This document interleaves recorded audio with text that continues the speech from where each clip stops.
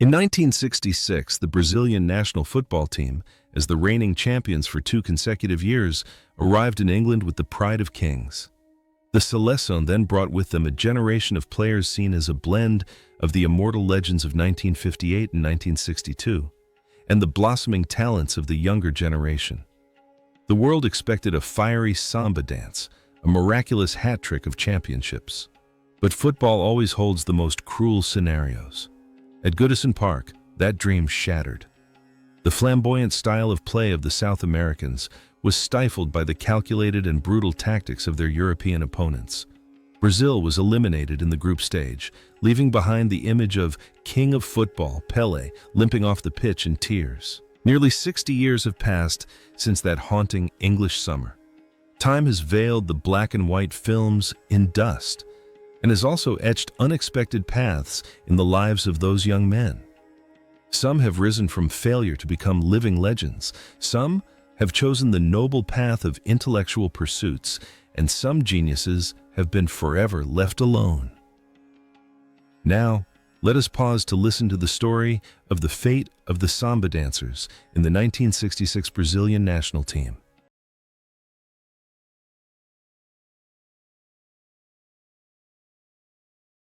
At the 1966 World Cup, at the age of 32, Garrincha, burdened by tired, bowed legs and a fractured knee, still managed to score a spectacular free kick against Bulgaria, his final World Cup goal. Although his magical dribbling was no longer as fluid as it had been 4 years earlier, Garrincha's presence on the field remained a romantic note, reminiscent of the golden age of improvisational football. He played without calculation, like an overgrown child in a world of cunning adults. Away from the pitch, the life of the bow-legged angel was a long-running tragedy. Without the protection of his club, lacking financial management skills, and consumed by alcohol, Garrincha spiraled into obscurity.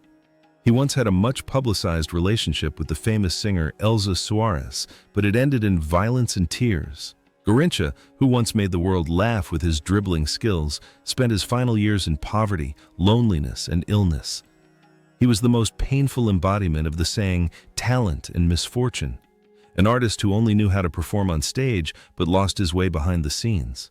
The most poignant aspect of Garrincha's life is the stark contrast between the football field and his personal life. On the field, he was a master of joy, turning the illogical into the logical. But off the field, he was powerless against his own fate. He was tragically naive, only to be mercilessly crushed by life. And then, the tragedy ended on January 20th, 1983. Garrincha died in a charity hospital at the age of 49 from cirrhosis, a consequence of severe alcoholism. On the day he passed away, millions of Brazilians poured into the streets to mourn their little bird. Garrincha's legacy is not just about his dazzling dribbling skills, but a sad reminder of the fragility of genius.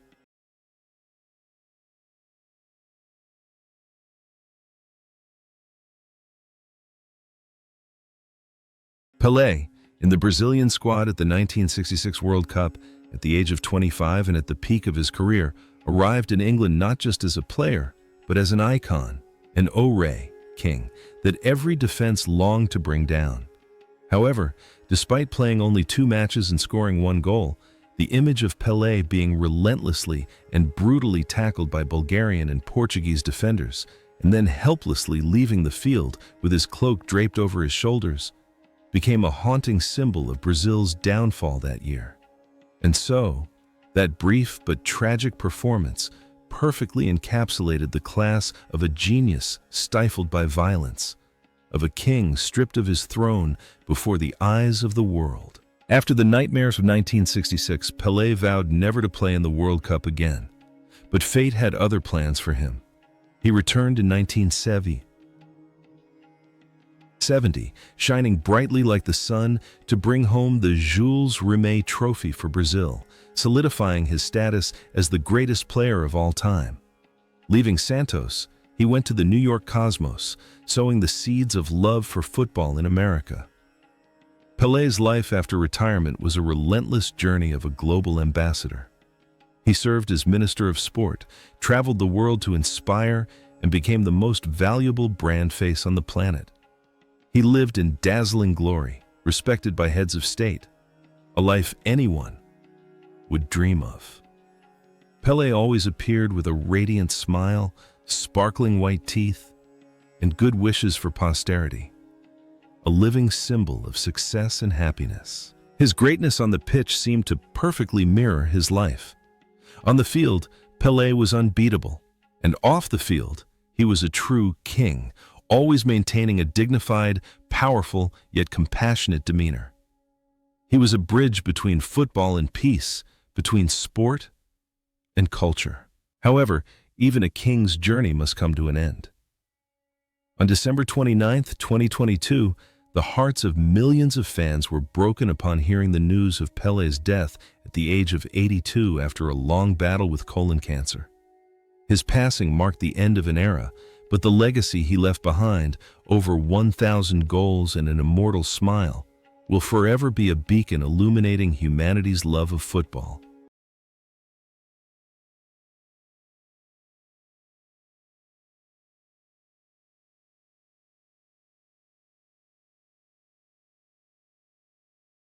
At 25, Goodison was expected to be the engine of the national team. However, injuries and the chaos in Brazil's organization meant he only played in one match and couldn't salvage the situation. He was doubted, called a player lacking mental fortitude. But few knew that this was just a warm-up for a great leap. Goodison possessed a golden left foot, canhotinha de ouro, with the ability to make long passes with centimeter-perfect accuracy. He played with the mindset of an architect, creating exquisite curves in mid-air. 4 years after his failure in England, Goodison returned and became the brilliant mind behind the 1970 Brazil team, creating one of the most beautiful styles of football in history. After retiring, Goodison chose not to become a coach, but instead became a renowned radio and television commentator. He brought his sharp wit, frankness, and sometimes harshness from the pitch to the airwaves. He was not afraid to criticize the vices of modern football, becoming the voice of conscience for fans. His life was also once entangled in the controversy surrounding Goodison's Law, a phrase from a cigarette advertisement that was misinterpreted as promoting a cutthroat lifestyle, a matter that troubled him for many years. There was a strong connection between Goodison the player and Goodison the commentator: control and direction. On the field, he directed his teammates with a single gesture. On the radio, he used his words to shape public opinion. He always held the game in his own way. Today, at 84 years old, Goodison still lives in Rio de Janeiro. Although his health has declined considerably, the spirit of the golden left foot remains. He occasionally appears on YouTube to talk about football with boundless passion. He is proof that a defeat in 1966 doesn't define who you are, but how you get back up afterward is what matters most.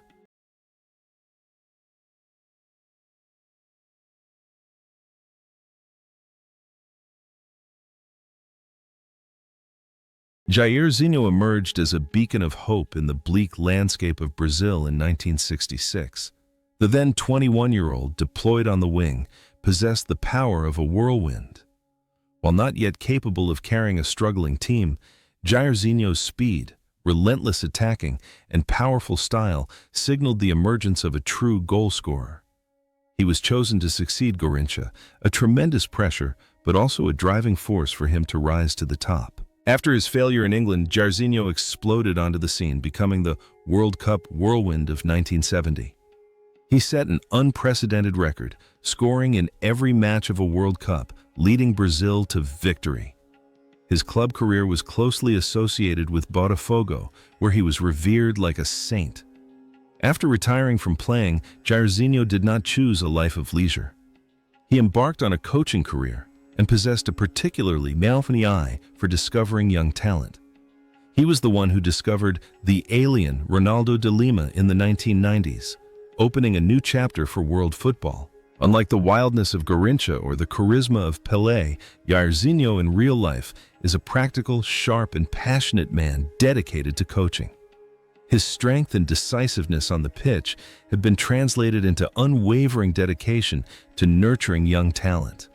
He lives a life deeply intertwined with the spirit of football, quiet but incredibly effective.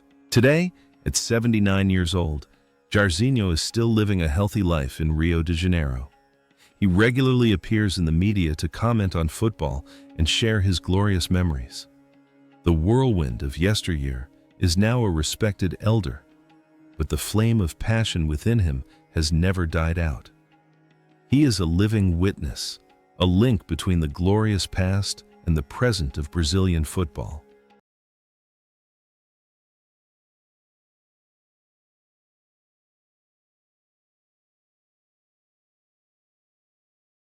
Djalma Santos stands as a monument of sportsmanship in a tournament where violence reigns supreme. At 37, this was the legend's fourth and final World Cup. He was no longer as physically fit as he was during Brazil's triumphs in 1958 and 1962, but his experience and demeanor remained unique. Djalma didn't tackle to injure, he defended with superior judgment and technique. Although Brazil's 1966 World Cup collapsed, the image of veteran Djalma Santos tirelessly working on the right wing still evokes respect. He embodied an era of romantic football that was gradually being replaced by ruthless pragmatism. After retiring from the national team, Djalma Santos continued to play consistently until the age of 41 for Atlético Paranaense, a record at the time. The most extraordinary aspect of his career wasn't the trophies, but the statistics. Over 1,000 professional matches without a single red card. After hanging up his boots, he chose a quiet life in the town of Uberaba, opening a football school and living harmoniously with his neighbors.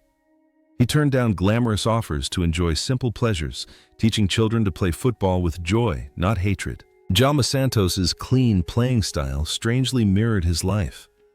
He lived a life free of scandals and blemishes, full of integrity and loyalty. He was a gentleman both on and off the field, always maintaining a gentle smile and a serene spirit. However, the cycle of birth, aging, sickness, and death spares no one. On July 23, 2013, Djalma Santos passed away at the age of 84 due to severe pneumonia. His passing was a sad moment. The world of football lost one of the greatest right-backs in history. A man who proved that one can win without resorting to dirty tactics, and that one can become a legend simply through kindness.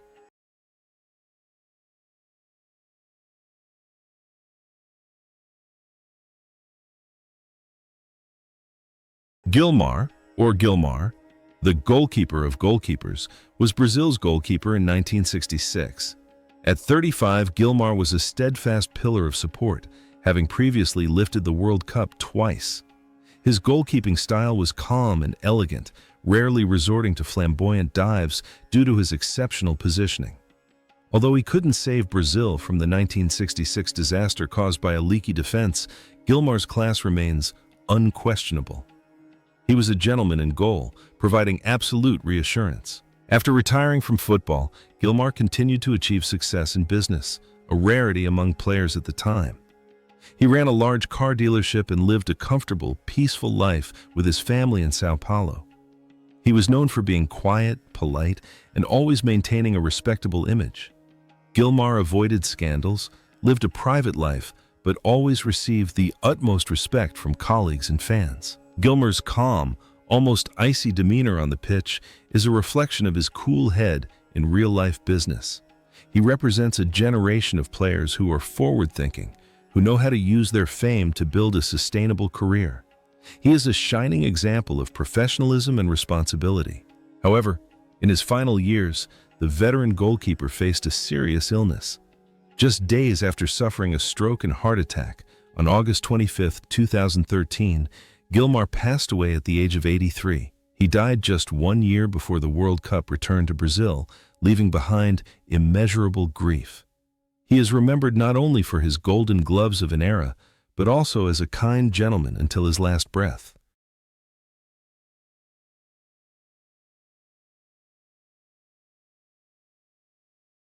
Tostão arrived at the 1966 World Cup at the age of 19, the youngest member of the team. He embodied intelligence on the field, earning the nickname, the White Pele. Although Brazil lost, Tostão's goal against Hungary was proof of his innate talent. He played football with his brain, possessing superb observational and playmaking abilities that compensated for his small stature.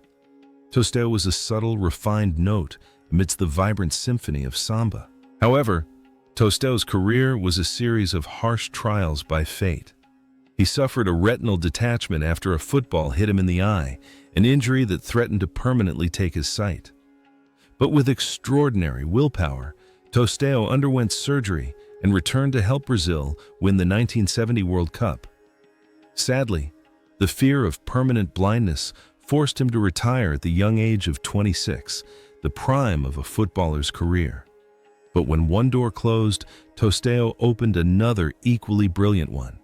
He passed the entrance exam to medical school, became a doctor, and later a journalist and one of Brazil's most insightful football commentators. Tostão's wisdom on the pitch perfectly matched his intellectual nature off the field. He was a rare player respected not only for his skills, but also for his brilliant mind. He wrote about football not in the language of a former player, but with the mindset of a doctor and a philosopher, profound, analytical, and deeply humane. Today, at 77 years old, Tostão is one of Brazil's most respected commentators. He lives a peaceful life, far removed from the glitz and glamour of the football world.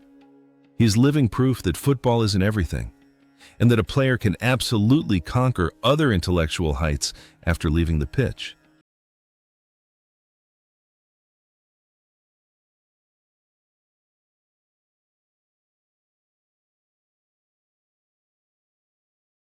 Hilderaldo Bellini, the legendary captain of 1958, arrived at the 1966 World Cup at the age of 36. He was a symbol of steely determination and unwavering dedication. Although the burden of age had slowed his pace and he was responsible for several goals conceded against Hungary, Bellini's presence remained highly symbolic. He was the first in the world to lift the Jules Rimet trophy above his head, a gesture that became a model for all subsequent captains. After retiring from football, Bellini lived a quiet and respected life. He became a small businessman, managing a shoe store and participating in social activities. His image lifting the trophy was immortalized in a statue placed in front of the legendary Maracanã Stadium, making him immortal even while still alive. Bellini was a family man, humble and gentle, in contrast to his sullen, fierce demeanor on the field. But cruel fate challenged the captain in the final stages of his life. He battled Alzheimer's disease for over 10 years, a disease that gradually robbed the man who had created memories for an entire nation of his memories. It was a silent and painful battle where the hero of yesteryear gradually forgot his own glory. On March 20th, 2014, Hilderaldo Bellini passed away at the age of 83. His death plunged the entire nation of Brazil into mourning.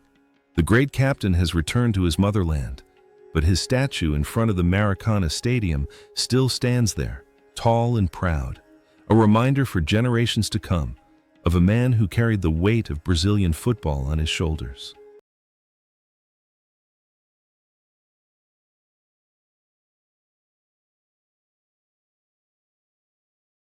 Lima, in a tournament where most stars only managed to play 1 or 2 matches before getting injured or being substituted, emerged as a rare exception.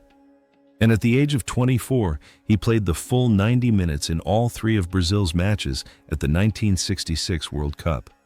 Dubbed Coringa, the Joker, for his incredible versatility, Lima could play as a wingback, defensive midfielder, or even a forward when needed. At Santos, he was a devoted servant to Pele, while in the national team that year, he became a tireless worker, constantly patching up the holes in the sinking Brazilian ship. Therefore, though not flashy or attention-grabbing, Lima's diligence, sacrifice, and perseverance are undeniable. Lima's career is closely linked to Santos's golden era. He played nearly 700 matches for the club, winning every major title. However, behind the glamour of the pitch, Lima's life has been quite quiet. He didn't become a media star or a wealthy businessman. He chose to dedicate himself to youth development at Santos, the very club where he spent his youth. He is a diligent teacher, nurturing underprivileged children who dream of changing their lives through football, just as he did in his youth. Lima's versatility and selflessness on the pitch seem to reflect his life, always ready to contribute in any position without seeking personal recognition. He is a silent hero, a launching pad for other stars to shine. Today, at 83 years old, Lima is living out his twilight years with declining health. He has been diagnosed with Alzheimer's disease, a condition that is gradually erasing his memories of the glorious days alongside Pele. Though his memories may fade, in the illustrious history of Santos and Brazilian football, Lima's name will always be etched as a symbol of unwavering loyalty and dedication.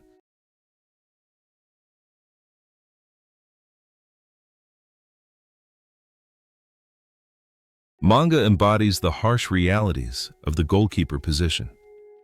At the 1966 World Cup, at the age of 29, he started in the fateful match against Portugal. It was a painful memory, as he had to pick the ball out of the net 3 times, and Brazil was eliminated. But Manga is not only remembered for that defeat. He is famous for his deformed hands, his fingers bent and broken from countless saves of powerful shots without the specialized gloves of the time.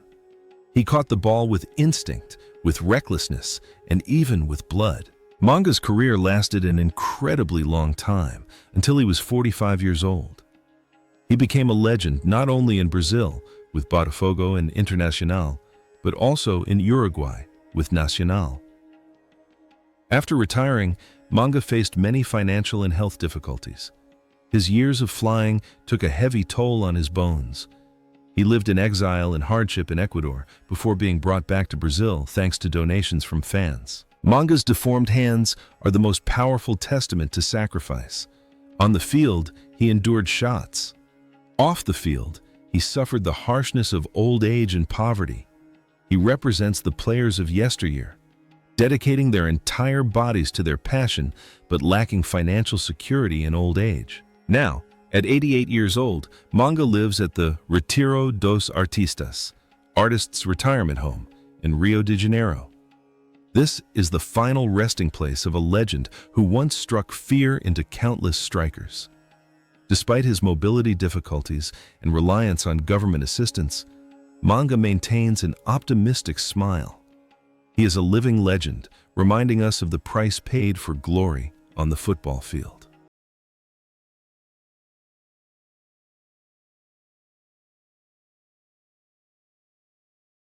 Brito arrived at the 1966 World Cup at the age of 26 as one of the toughest playing center backs.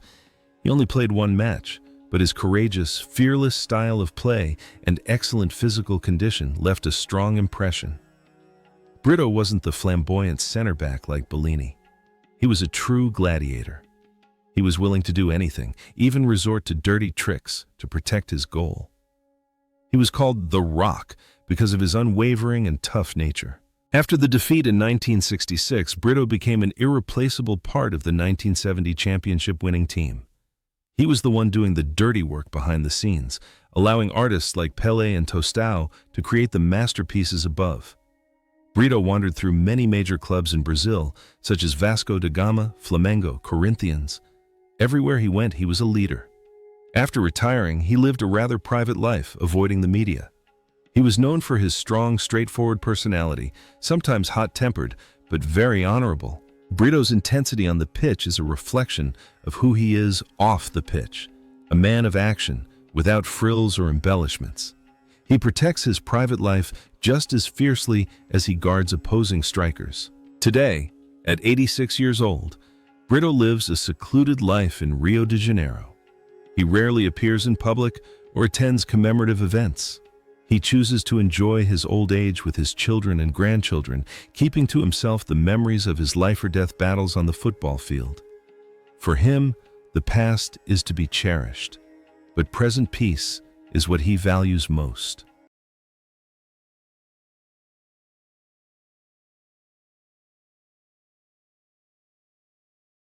At 21, Alcindo was a great hope for football in southern Brazil, Grêmio.